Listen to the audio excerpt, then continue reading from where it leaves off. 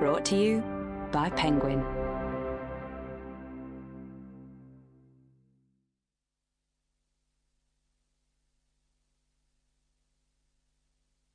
Written in Bone, Hidden Stories in What We Leave Behind by Sue Black. Read by Sue Black. The dedication is for Tom, my whole life seeming to start and end with you. Introduction. The skeleton. Flesh forgets, bones remember. John Jefferson, the writer. It's not only in our brains that the memories of our lives are laid down.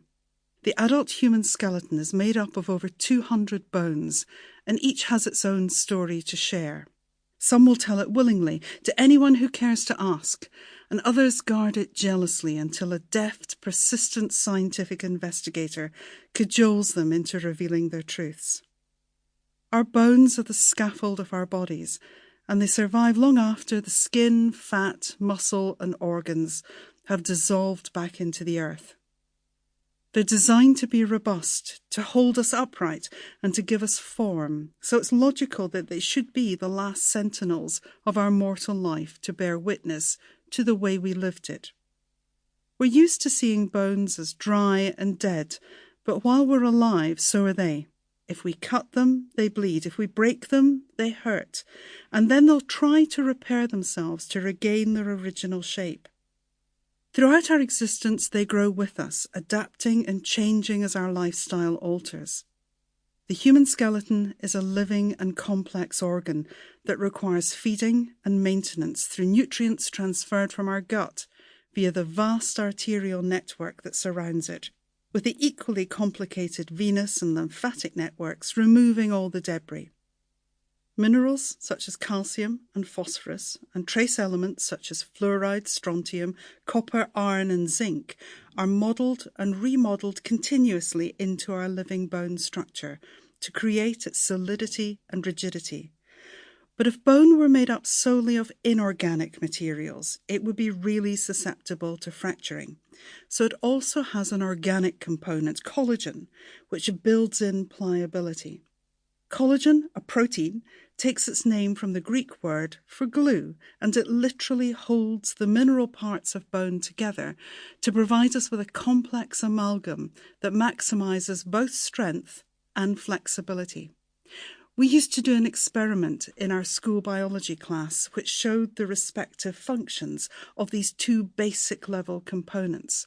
We'd take two bones, usually rabbit thighs, often sourced from my father's shooting expeditions, and burn the first one in a furnace oven to remove the organic element. All we were left with was the mineral part of the bone, devoid of all the elastic components that hold it together, essentially just ash. The bone would momentarily retain its form until you picked it up, whereupon it would suddenly crumble into dust. The second bone we'd place in hydrochloric acid, which leached out the mineral component, and what remained was a rubbery bone shape, drained of all the minerals that had given it its rigidity. And if you squeezed this between your fingers, it felt like an eraser, and you could bend it in the middle so that each end was touching the other without it breaking. Neither component, organic nor inorganic, is on its own fit for purpose, but in combination they work together to provide us with the backbone of evolution and existence. While bones may look quite solid, when you cut them open, you can see that they consist of two quite different types. Most of us will be aware of this from the animal bones in our cooked meat or those our dogs chew. The thick outer shell, compact bone, has a dense ivory-like appearance, while its more delicate inner latticework scaffolding, the cancellous or trabecular bone, resembles honeycomb.